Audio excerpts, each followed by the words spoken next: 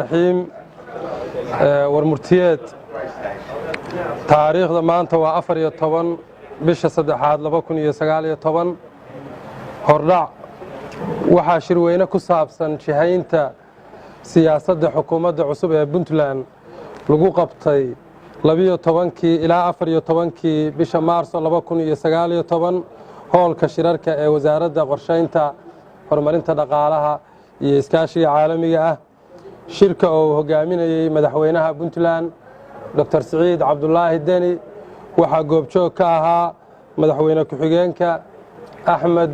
Cilmi Cusmaan Karaash iyo dhammaan xubnaha cusub ee golaha wasiirada iyo khuburo xeel dheer u leh mowduucyada kale ee lagu falanqeeyay shirkan waxaa lagu dhammaystiray dejinta qorshayaasha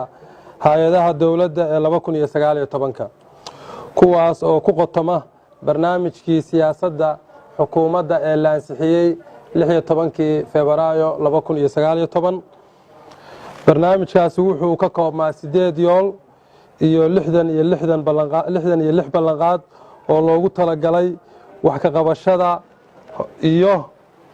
qabashada iyo horumarinta dhinacyada siyaasadda iyo maamul daadejinta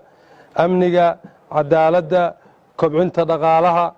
horumarinta arrimaha bulshada ilaalinta deegaanka iyo horumarinta arrimaha haweenka iyo dhalinyarada dejinta iyo fulinta qorshayaal hortabin leh waxaa saldhig u ah tayeynta hay'adaha dawladda iyo u dhammaystirka awood agab iyo wax walba oo ay u baahan yihiin dhinaca kale waxaa hareer socon doona dabagal iyo isla xisaabtan joogto ah si loo ogaado horumarka laga samaynayo qorshayaasha degsan ee hay'adaha dawladda ujeedooyinka shirka ujeedka guud ee shirku wuxuu ahaa jihaynta siyaasadda xukuumadda cusub ee dawladda Puntland iyo dejinta qorshe hawleedka hortabinta leh ee hay'adaha dawladda sanadka 2019 ujeedooyinka gaarka ah ee shirku waxay yihiin xogsiinta xubnaha golaha cusub dhinacyada sharciyada degsan habraacyada iyo xiroosaadka golaha wasiirada diyaarinta qorshayaasha hortabinta leh ee 2019 ee hay'adaha dawladda xoojinta wada shaqaynta hay'adaha dawladda ka doodista arrimaha siyaasadda amniga iyo dhaqaalaha ee waddanka si loo abuuro jawi iyo faham ballaaran oo ku saabsan maaraynta iyo hogaaminta dalka waxyaabaha ka soo baxay shirka falanqayn iyo dood dheer kadib waxaa shirka ka soo baxay arrimaha soo socda 1 dawladda Puntland waxay hormuud ka tahay mar walba dadaal iyo qorshe kasta oo adkeynaya midnimada iyo dawladnimada Soomaaliya oo ku dhisan hanaan federaali ah oo wax la wada leeyahay waxna la kala leeyahay iyo sareynta sharciga 2 si loo hirgeliyo nidaamka federaalka ah waxaa laga maarmaan ah in ahmiyad gaar ah la siiyo dhamaystirka dastuurka iyo xeerarka kale ee muhiimka u ah inta dastuurka iyo xeerarka kale dhamaystirmayaan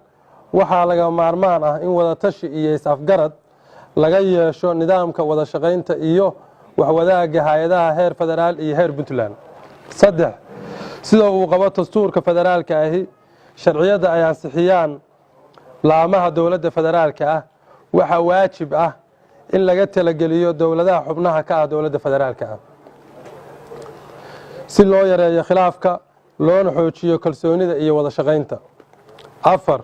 sida uu qabo dastuurka federaalka ah gorgortan iyo heshiis walba oo saameyn ku leh dawladda Puntland gorgortan iyo heshiis walba oo saameynaya dawladaha xubinta ka ah dawladda federaalka ah waxaa waajib ah in laga qayb geliyo oo uusan ku koobnaan kaliya dawladda federaalka ah sidaa darteed Puntland waa inay qayb ka tahay wada hadal walba oo saameyn ku leh deegaanada Puntland gaar ahaan wada hadallada u dhaxeeya dawladda federaalka ah iyo maamulka Somaliland 5 xukuumaddu waxay mudnaanta ugu sareysa siin doontaa sugidda amniga gudaha iyo xuduudaha Puntland waxaa shacabka lagu wargelinayaa inay si dhow ula shaqeeyaan kuna kalsoonaadaan awoodda laamaha amniga 6 dowladda Puntland waxay mudnaan gaar ah siin doontaa xoojinta midnimada dalka iyo dhulka Puntland waxayna si buuxda uga howlgalaysaa difaaca xuduudaha iyo ilaalinta badqabka shacabka reer Puntland. 7 waxaa la hirgelinayaa nidaamka xisbiyada badan iyada oo la bilaabayo fulinta qorshaha ka hor inta uusan dhammaan sanadka 2019. 8 xukuumaddu waxay ahmiyad gaar ah siinaysaa tayeynta hay'adaha dowladda dhinacyada dhammaystirka xeerarka siyaasadda iyo habraacyada kale ee muhiimka u ah hay'ad walba oo dawli ah. awoodsiinta iyo u soo daadejinta awoodaha ay xaqa u leeyihiin. tayeynta iyo kobcinta aqoonta shaqaalaha rayidka ah iyo agabka ay u baahan yihiin. dib u qaabaynta xuquuqda shaqaalaha iyo dhaqangelinta xeerka shaqaalaha rayidka ah. 9 waxaa dib u habayn iyo dhammaystir lagu samaynayaa xeerarka lagu aasaasay hay'adaha dowladda si ay u caddaato shaqada hay'ad walba mas'uul ka tahay. 10 waxaa la aasaasay guddi hoosaadyada golaha wasiirada iyaga oo lagu saleeyay siyaabaha ay isugu shaqo dhow yihiin waxayna kala yihiin sidaan soo socota: guddiga siyaasadda iyo maamul daadejinta, guddiga amniga iyo saraynta sharciga, guddiga horumarinta dhaqaalaha iyo wax soo saarka, guddiga horumarinta arrimaha bulshada.